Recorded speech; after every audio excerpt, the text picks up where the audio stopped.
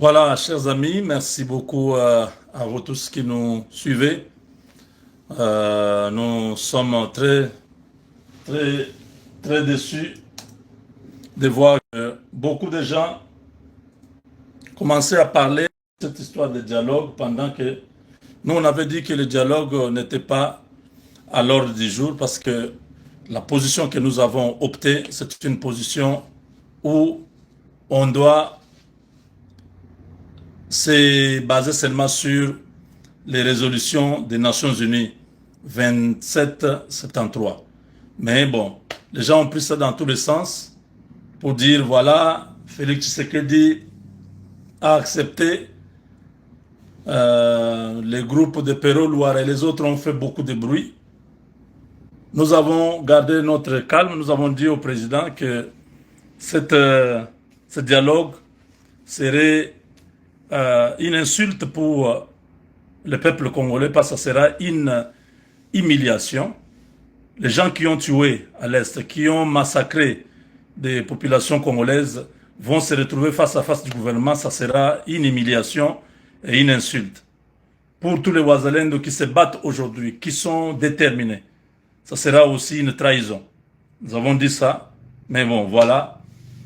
Nous venons d'avoir la lettre.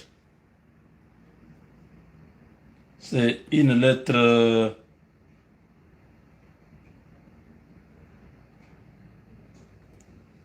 c'est une lettre de M23. C'est un communiqué, disons. Pour eux, il faut que Félix Tshisekedi puisse démissionner ou que Félix Tshisekedi le dise à haute voix. L'Alliance Fleuve Congo M23 a accueilli favorablement l'annonce faite par le président Lorenzo à l'issue d'une rencontre entre son Excellence, Monsieur le président Félix Tshisekedi devrait pour les négociations directes avec le gouvernement.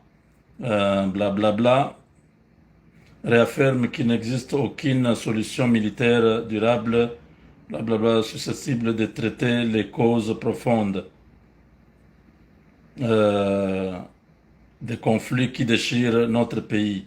Cependant, il est essentiel de considérer avec responsabilité l'intransigeance constante du régime de Kinshasa qui affirme publiquement et de manière répétée qu'il ne négociera jamais avec notre organisation. Les récentes déclarations du porte-parole du régime, M. Patrick Mouyaya, illustrent clairement l'éloignement de M. Tshisekedi vis-à-vis de l'initiative angolaise. Dans ce contexte, M23 estime indispensable que la médiation angolaise s'active pour obtenir des réponses claires sur les préoccupations suivantes. L'absolue 1. Absolue nécessité de Tshisekedi exprimer publiquement et sans ambiguïté son engagement pour des négociations. Donc Félix doit dire ça clairement qu'il va négocier. 2. Nécessité pour la médiation d'informer officiellement les parties prenantes de son initiative ainsi que des termes de référence, car jusqu'à ce jour, notre mouvement n'est pas formellement saisi et ne s'en tient qu'à un communiqué public publié sur le compte Facebook de la présidence angolaise. 3. La suite réservée aux résolutions prises par les sommets conjoints des chefs d'État EAC SADC tenus à Dar es Salaam le 8 février. Au demeurant, AFC M23 reste attaché à une solution pacifique et réaffirme son sel de négociations directes. Bon, voilà, vous avez suivi. Donc ces gens refusent, ils disent que le président Tshisekedi doit le dire publiquement ou doit démissionner et ils ne vont pas venir dans ces négociations. Vous avez compris que c'est une peine perdue, ils ont compris le piège. Le problème c'est quoi? M23 se croyait malin. M23 pensait qu'ils vont être en Angola seul. On leur a dit, là-bas, hein, c'est la suite de ce sommet du 8 février entre les deux organisations, SADC et EAC. C'est-à-dire quoi? On met ensemble les processus de Luanda et de Nairobi. À Nairobi, c'est les groupes armés.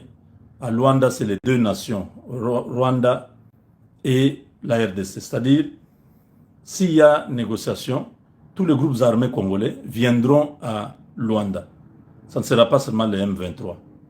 Et là, on va demander au M23 les cantonnements, la démobilisation, les désarmements, ainsi de suite. Quand ils ont entendu ça, ils ont dit non, non. Nous, on veut que ce soit seulement nous-mêmes. Que ce soit nous sans que les autres ne soient là.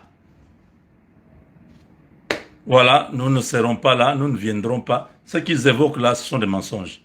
Ils ont compris que tous les groupes armés qui étaient à Nairobi vont se retrouver à Luanda. Et ils n'auront pas un traitement différent. Et ils ne seront pas spéciaux, comme ils pensent que quand ils viendront, ce sera de l'autre côté le gouvernement, de ce côté M23. Non, il y aura le gouvernement de l'autre côté, et de ce côté M23, les groupes Maïmaï, tous ces groupes-là, les Codeco, tous les groupes que vous connaissez là, seront là. Et ça sera une peine perdue. Ils n'auront pas ce qu'ils veulent. Les cahiers de charges de Kagame ne passera pas, où ils veulent avoir les brassages et mixages à l'Est, garder tous les postes de commandement de l'ANER, de la police, de la DGM, de l'armée à l'Est du Congo, contrôler toute la partie Est, ça ne se fera jamais. Voilà, mes chers amis, il fallait que nous puissions avoir cette précision pour que les uns et les autres ne puissent pas trop continuer à s'agiter. C'est vrai, nous sommes tenus à trouver la paix. Le piège, c'était là où il voulait que Kinshasa refuse ses assises.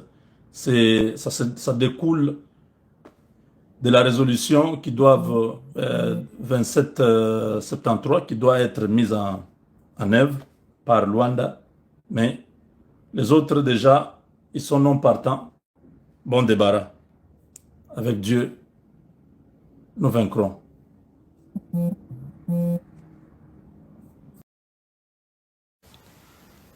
Donc là, je ne donnerai pas l'exposé historique sur le conflit Hutu-Tutsi au Rwanda ou au Burundi.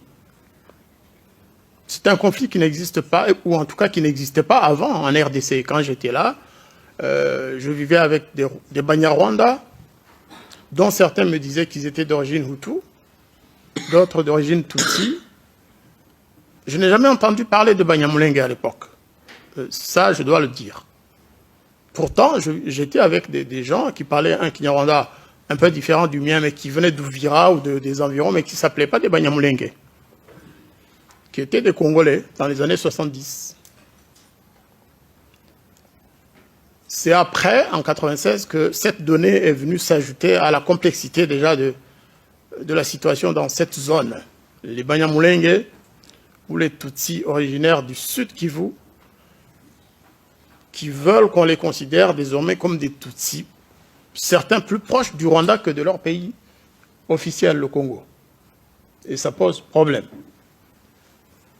Si je parle du Congo, de la République démocratique du Congo, ce sera la même analyse. Le Congo n'a jamais attaqué le Rwanda. Le Congo n'a jamais massacré des Rwandais au Rwanda. Même s'il y a eu quelques victimes, c'est peut-être au Congo pour des raisons qui n'ont rien à voir avec une volonté de destruction. Par contre, notre armée qui a été envoyée au Congo en 1996 a détruit des millions de Congolais par assassinat direct ou alors par ce qu'on appelle dégâts collatéraux. Et encore, j'ai du mal à utiliser ce terme. Parce que quand vous poursuivez des citoyens et des civils dans la forêt, que vous les soumettez à des conditions abominables et qu'ils en meurent, Ça aussi, c'est un génocide, selon la définition de l'article 2 de 48. Donc, s'il m'était donné de m'adresser aux Congolais, même si je n'ai pas de responsabilité, avec modestie, je dirais vraiment, il faut que les Congolais... je commence par les Rwandais. Les Rwandais doivent demander pardon aux Congolais. Le gouvernement rwandais actuel devrait prendre son courage à main. C'est comme ça qu'on fait aussi la réconciliation et la paix. Et un jour dire, écoutez, après tout, c'est nous qui avons attaqué le Congo. Même si c'était pour chasser Mobutu, Mobutu ne devait pas attendre le Rwanda pour partir. Mais la conséquence de ça, c'est qu'il y a eu des millions de Congolais morts du seul fait de l'attaque rwandaise. Je ne vais pas en dire plus, mais je suis de ceux qui soutiennent, comme le docteur Mukwege, qui soutiennent que le rapport mapping sorti du rapport des Nations Unies sur les crimes commis au Congo, des crimes qui concernent aussi bien les Rwandais que les Congolais d'ailleurs, il ne faut pas que la communauté internationale, il ne faut pas que la France, il ne faut pas que les États-Unis et le monde civilisé laissent passer ce rapport mapping. Il y a d'autres rapports qui ont été cachés dans les tiroirs. Plein de rapports, y compris le rapport du tribunal international pénal. Saviez-vous que moi, je travaille avec l'équipe d'enquête spéciale sur les crimes du FPR. En 2003, lorsqu'ils sont venus en concluant leurs travaux, les enquêteurs m'ont dit, écoutez, monsieur, on vous remercie pour tout ce que vous avez fait pour nous aider, mais hélas, le rapport va être classé sans suite. On n'était pas loin d'ici, on était à l'hôtel Georges V. J'ai dit, comment vous dites? Oui, on nous a demandé de classer ce rapport. C'était un grand rapport qui concluait que le FPR avait commis un génocide au Rwanda pour la période concernée, c'est-à-dire pour 1994. 1er janvier 1994, 31 décembre 1994. Le TPIR avait conclu dans un rapport, suite à des enquêtes faites pendant quelques années, que le FPR, lui aussi, comme ceux qui avaient commis le génocide contre les Tutsis, que le FPR avait commis un génocide. Qu'est-ce qui s'est passé? Les choses sont simples. Madame Carla Del Ponte, qui était procureure et qui devait recevoir ce rapport, a été instruite par les États-Unis et par les autorités de l'ONU de ne plus jamais considérer ce rapport, de le classer sans suite. Je le sais parce que c'est elle-même qui me l'a dit. Je suis allé la voir à La Haye, accompagnée de Madame Victoire Ingabire, qui a fait autant d'années de prison parce qu'elle avait demandé que les victimes Hutus aussi bénéficient de la compassion. Et Madame nous a dit, écoutez, je ne peux rien faire. On m'empêche de sortir ce rapport. On m'empêche même d'auditionner l'expert américain dont je vous ai parlé tout à l'heure, M. Robert Garsoni. Garsoni n'a jamais été auditionné sur son rapport de 1994. On a interdit. J'ai contacté Mme Ogata. Ogata ne voulait pas, parce que Garsoni travaillait pour le HCR. Ogata a refusé que son ex-agent aille témoigner au tribunal pénal international, tout simplement pour cacher les crimes du FPR. Qu'est-ce que vous voulez que je vous dise? Et aujourd'hui, on nous traite de négationnistes parce que nous exigeons la justice pour toutes les victimes. Nous exigeons une mémoire commune, une mémoire égale pour toutes les victimes, qu'elles soient rwandaises, plutôt congolaises ou tutsis. Et finalement, ce sera ça la solution. Si on veut que la paix règne dans cette région, si on veut qu'au Rwanda il y ait une véritable réconciliation, il faudra bien un jour qu'on se résolve à accepter que les victimes Hutus aient aussi le droit à être enterrés dignement, comme leurs frères ou sœurs Tutsis. Il faudra accepter que les parents des victimes Hutus puissent ensevelir leurs parents dans la dignité, qu'ils puissent commémorer et rendre hommage à leurs parents tués par le FPR ou par les Interahamwe. Parce que même si un Hutu a été victime de massacre des Interahamwe, il n'a pas le droit de commémorer ça publiquement. Le mois d'avril, c'est pour les Tutsis. Le 17 février, un jeune Rwandais qui s'appelait Kizito Mihigo, un Tutsi, victime du génocide, enfin rescapé du génocide, est mort à Kigali. Ils ont prétendu qu'il s'était suicidé. Ce n'est pas vrai. Toutes les enquêtes mènent à une élimination pure et simple du régime, par le régime. Pourquoi un jeune rescapé est devenu une cible du régime du FPR? Tout simplement parce que, comme moi et beaucoup d'autres, il s'était rendu que la question mémorielle était mal abordée et qu'elle devenait de plus en plus conflictuelle et qu'elle frustrait les non-Tutsis. C'est un garçon qui réfléchissait beaucoup. Je ne vais pas trahir le secret, mais plusieurs Rwandais lui ont parlé quand il était encore en vie, alors que le gouvernement rwandais ne voulait pas qu'il nous rende compte de ce qui se passait. Et donc, Kizito Mihigo, qui était un artiste, il a utilisé son art pour promouvoir la vraie réconciliation, la vraie mémoire. Il a composé des chansons. Il a même composé une chanson, un clin d'œil aux Congolais, en leur disant « Frères congolais, ne suivez pas ce qui se passe, nous sommes quand même des frères ». Alors que les troupes rwandaises étaient en train de massacrer les Congolais, lui il disait « Après tout, c'est pas ça.